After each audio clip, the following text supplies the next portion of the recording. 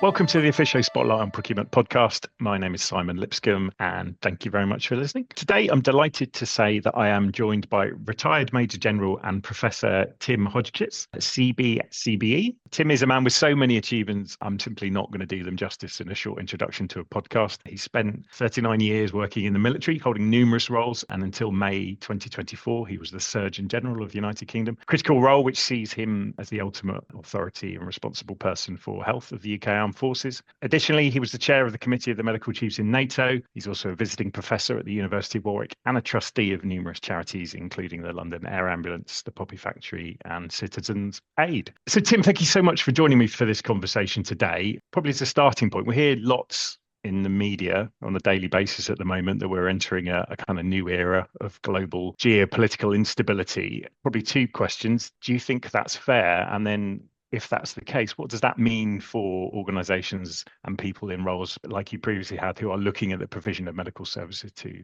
armed forces? Thank you very much for the invitation to do this podcast. Yes, I think it's a very reasonable statement that we are living in an era of great geopolitical instability. And I would say that I feel more unstable now than in any other part of my long career in the military. And I suppose that makes us think, are we ready for war? Because since the fall of the Berlin Wall in 1989, the end of the Cold War, we've been enjoying 30 years of relative peace in Europe. Yeah. Certainly in terms of state-on-state conflict, and the threat of Russia had receded. But that threat very significantly came back when Russia invaded Ukraine in 2022. So if you'd asked me just before that invasion, are we ready for war? Are we ready for large-scale combat operations? From a medical perspective, I would have said it would have been very difficult at that point in time. But we are a lot better prepared than we were 3 years ago from a medical perspective. NATO has got bigger and stronger. It's taken on 2 new national allies, Finland and most recently Sweden acceding. And of course, we've been learning lots of lessons from the war in Ukraine. And I've been referring to them as the dirty dozen. And most of those 12 lessons that we've learned have got some relevance, or indeed great relevance, to industry and the logistics community. The first, I would say, is that medical indicators and warning are predictive of war. And this is really important of commanders to take note of those medical indicators and warning. When you start lining hospitals up against the border, as was seen in Belarus, in Russia, and in Crimea, we've known since Napoleonic times that once you start moving your doctors and hospitals to the front line, you are indicating an acceptance of taking casualties and therefore indicating a will to fight. And that was really important. But it was coupled with other indicators that were visible in open source, such as running blood drives in universities and building up your stock of blood products. And given fresh blood products only have a shelf life of 6 weeks, unless you're intending to use these, you are using a one-shot weapon, because you can't then retake blood from the same person for a number of months to follow. So if you're going to start taking the blood, it's because you're about to start use it. So these medical indicators and warning need to be taken seriously by commanders because they're imminent indicators of fighting. But I think for that reason, they don't give a great deal of time for industry to start to prepare. But any time spent in preparation is usually time well spent. The next lesson is the need for protected ground medevac, so for armoured ambulances, because in the conflicts of the early 20th century, we were very reliant on rotary wing helicopter to fly forward, pick up individual injured and fly them back very quickly to a sophisticated field hospital. But that system is not going to work in state-on-state conflict where the airspace is contested and you don't have air superiority, and you're going to be much more reliant on ground ambulances. And building armoured ambulances takes time. For industry, that is a key indicator that if we are in a state-on-state ground conflict, we are going to be demanding more ground maneuver vehicles. The next lesson I'd say is the need to reevaluate the place of reversionary means of mass medical evacuation. And what I mean by that is remembering the lessons from the First and the Second World War and other big conflicts since, where we used strategic air assets, but they are limited, and we have to think more creatively about using converted coaches, using ships, using trains. So thinking of those different reversionary means is important, and the time then to make that investment is now. The next one for this audience, I'd say, is that just-in-time logistics don't work. We saw that in COVID Yeah. when Yeah. every hospital wanted the same equipment. So the answers to that are twofold. One is you need to hold more stock, and it is expensive, but Yeah. any planning for disaster and crisis has to build in a degree of redundancy. It Yeah. can't be entirely efficient, otherwise you just won't have enough for that surge. And then also thinking about sovereign capabilities. What is it that we need to be able to manufacture in our own country? What Yeah. can't we rely on from other countries, even allies? Because even our allied nations, where things are in relative short supply, will want to use that first. Then I would say there's a need for multinational material coordination, Okay. particularly where multiple nations are supporting another individual nation, such as Ukraine. Because at the outset, that wasn't a NATO operation, so we couldn't use the standard NATO means of coordinating medical material. We had to do it as a sort of informed, unofficial network of nations checking off against each other. Well, what have you supplied, and what are they still asking for, to make sure that you're not double tapping and not leaving any gaps. The next lesson I'd say is that medical countermeasures are a priority, and CBRN does remain a spectre. And while we have great Tim, countermeasures sorry to and interrupt. When you say CBRN, sorry, just for clarity. chemical, biological, radiation, nuclear. So while we have some great detection, treatment, countermeasures for chemical, biological agents, there are some internationally for which there are not enough understanding, or there is not enough understanding of the way to detect it, the way to treat it, and the way to prevent it causing human harm. So I then say as a lesson that there's a greater need for civil military coordination in conflicts moving forward, partly because all of our militaries are that much smaller. We don't have a large number of military hospitals in any of our allied nations, and some nations have none at all, and that would include the UK. So in the UK, we have complete reliance on the NHS for what we call our role for care. That's our care when our injured and ill are repatriated to the homeland. They will go into the NHS. They are NHS patients. They cease to be sort of military patients in a field hospital system. So we have got to have the relationships, the planning, to work collaboratively to be able to redistribute large numbers of military patients into the civilian system, and for our civilian hospitals to be adequately prepared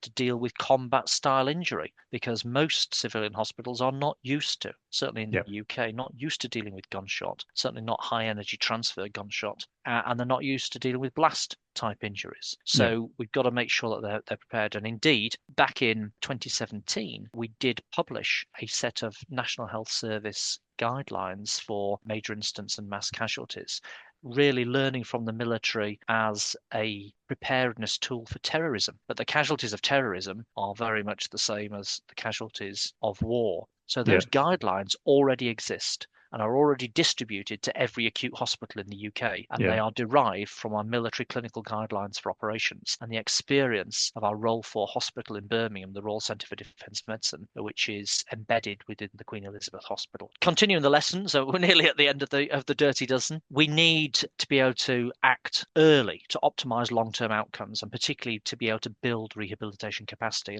The next lesson is about international humanitarian law and law of armed conflict, because we know it will be abused. We can see this being abused at scale, and that medical treatment facilities, medical transport, and medical individuals down to individual stretcher teams are targets.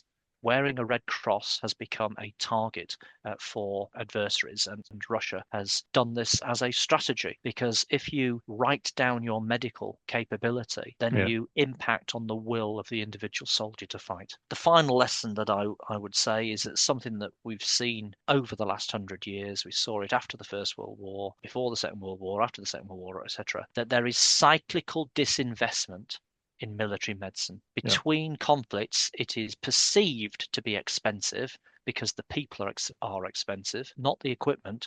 We can do an awful lot in a tent with a handful of equipment, because most of the capability is in the minds and the hands of the individuals who are using that limited equipment. But there is cyclical disinvestment, and While our standing armies have contracted, so have our military medical services that support them. And yet building a surgeon or regaining surgical capability will take 1 to 2 decades in terms of individuals' competence. You can't create a surgeon overnight.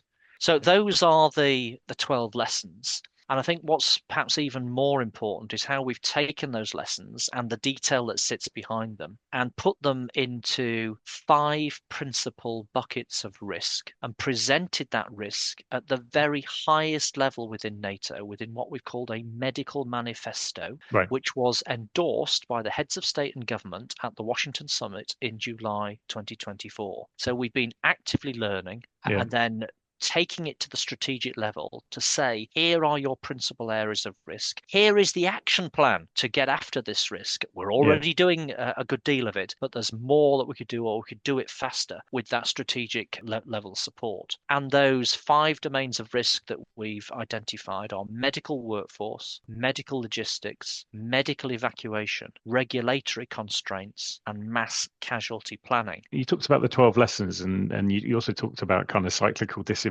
Sounds like there's lots to be learned. That's been the Ukraine conflict has been the catalyst. Is that partly because things have been relatively stable, so these issues perhaps haven't been looked at, or their assumptions were made previously around what conflicts look like that have been proven to be different with the Ukraine? So we've known about this cyclical disinvestment for a long time. Right. And the medical voice, my own voice, has been loud in the last 10 years, saying that we must not allow this disinvestment to happen because it will be repaid in service persons' lives at the start of the next conflict. We can see it coming. We've even given it an eponymous term. It's known as the Walker dip, where you invest in conflict and you disinvest between conflicts. And it's well documented, as I say, over the last 100 years. But it's a hard message to put out when you're between conflicts and you're in an efficiency mode and everything's seen as expensive and you want to spend your money elsewhere. Once the threat of conflict becomes more realistic, then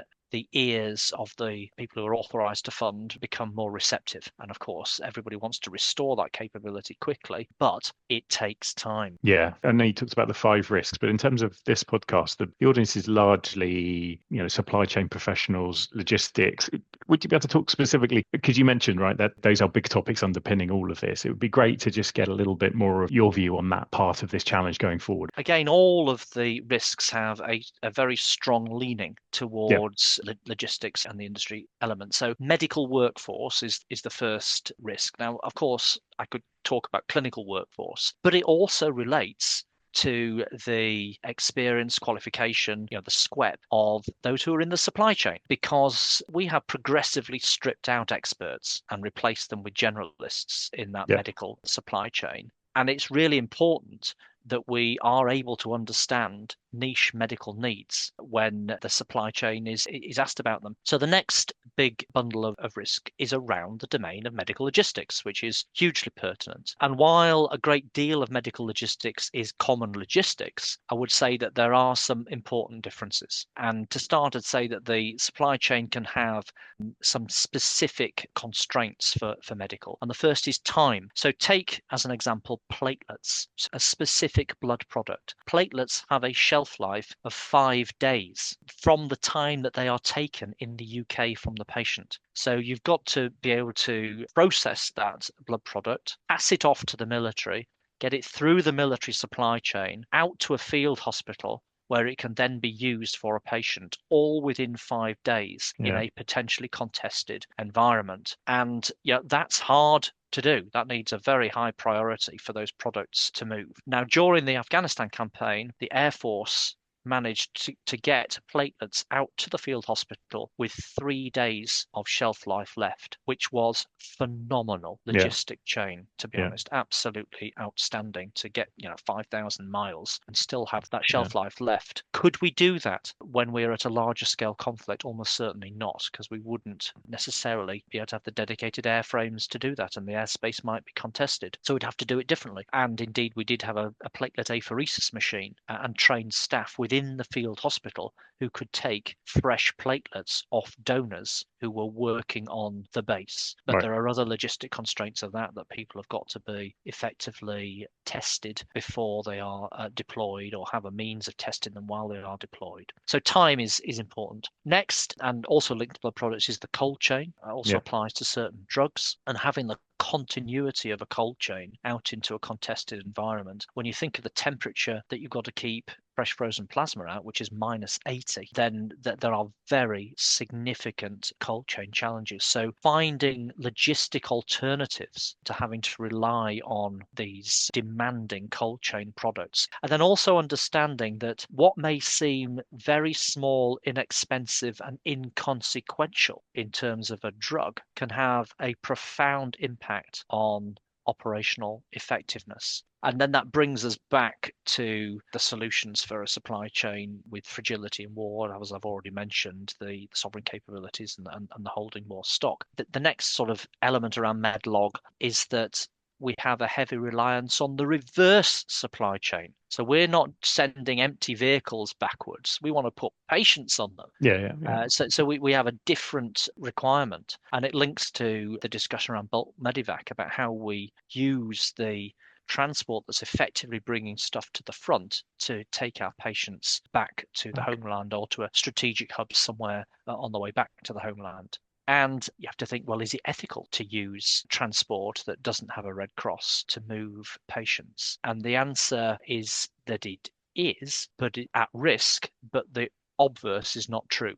So it is not ethical to use transport with a Red Cross for anything other than patients. Other than patients, right. But you can put patients into something without a Red Cross, but you're taking risk that people don't recognize that there are patients inside it. Also, I'd say that patients cannot be considered in the same way as bullets and cans of beans, that patients are much more sensitive to environmental constraints. Patients all require a degree of individualism. So everybody's care is slightly tailored, so you can't just treat them all as freight, as it were. And also remember that sick patients travel badly. So you may have to be prepared to stop or divert or offload some patients en route. Otherwise, they literally perish. Just moving on to the remaining two buckets of risk, which are regulatory constraints and planning for MASCAL. On the regulatory constraints side, within NATO, we have European countries that are members of the EU. We have European countries that are not members of the EU. And we have non-European countries that are not members of the EU. Between all those sort of three, we've got a real tension of variance in regulations that we have to overcome, specifically when we start thinking about movement and use of blood products and certain drugs across international boundaries, and indeed treatment of one nation's patients by another nation. All give us issues to consider on the regulatory side. Now, for military patients treated by another allied nation, well, we have all of those privileges effectively in place, and we have the confidence that our patients will be effectively managed by another nation and vice versa, because of what we call STANAGs, NATO's standardized agreements, where we have a consensus of a certain standard for a certain condition that will be applied. Now, it may be that the drugs are slightly variable in different countries, but they will be doing the same thing, and they'll be meeting that standard. Or the equipment, the dressing might be slightly different, or the tourniquet might be slightly different. Doesn't matter so long as it is doing the same effect. And to get round some of the issues of multinationality, because we regularly work together, we have to work together because we're all relatively small. We buy out each other's risk by working together. But if we come together in a multinational field hospital, then we have a framework nation. We have one set of guidelines, one set of drugs, one set of resupply, one set of blood products coming through, because otherwise it would be impossible to govern, just become too complicated with multiple supply chains and multiple potential guidelines in an individual hospital to maintain a common standard. So I'd say it's a real clear objective for us to overcome those regulatory constraints before the next conflict, but it could be extremely time consuming. It could eat up all of our bandwidth just going round in circles with the lawyers. So while we are doing that, and we've made some great headway, particularly with derogations from the EU on what we call SOHO, substances of human origin, which is blood products, we'll keep going on this, but I am reassured that if we went to war tomorrow, and if we didn't have all of the regulatory agreements in place, doctors will be doctors. And you put a patient in front of me from another nation, I'm going to treat them Yeah. to my best ability, and I'll use my British equipment, my British drugs, my British blood. The patient will be glad of it, and the nation from which they come will be glad of it. But that doesn't stop us trying to get this regulatory constraint consensus. Now that brings me on to the sort of the last area of discussion, which is planning for large-scale casualties of war. Part of that is recognizing up front that our outcomes will be poorer in large-scale combat operations. And we've come to expect, our public, our politicians, our patients as the military has come to expect extraordinary outcomes from the experience we've had in Iraq and Afghanistan. We've also got to accept that the principles that we've been applying to mass casualties, or MASCAL is the abbreviation in the military, over the last 30 years has really been about incidents that are a point in time: a terrorist bomb, plane crash, a train crash, where there's a burst of casualties which temporarily overwhelms the system but is rapidly compensated, and those casualties can be effectively distributed around the available resources. But if you look at Ukraine, the number of casualties they've been having every day, every week, every month, and for now years, is consistently overwhelming the medical system. And that's where we need a new set of principles. And indeed, we have created a new set of principles. We've called them the 8 Ds, and we've published again in open access. And it's something, yes, to apply far forward, but would also potentially be applied to the receipt of the casualties in the UK, but even looking at how urgent and emergency care is stressed across the NHS today, then there is value in looking at these principles and thinking, could we do things in a different way to try and create some of the freedom and the space that we need in the urgent and emergency care system? So those 8 Ds very briefly are to delay care where it's acceptable, to divert to alternative providers, and within a military system it's, well, which patients go into the civilian system, to distribute across the whole enterprise. And when people come back to the UK, it's not about coming back to one hospital in Birmingham,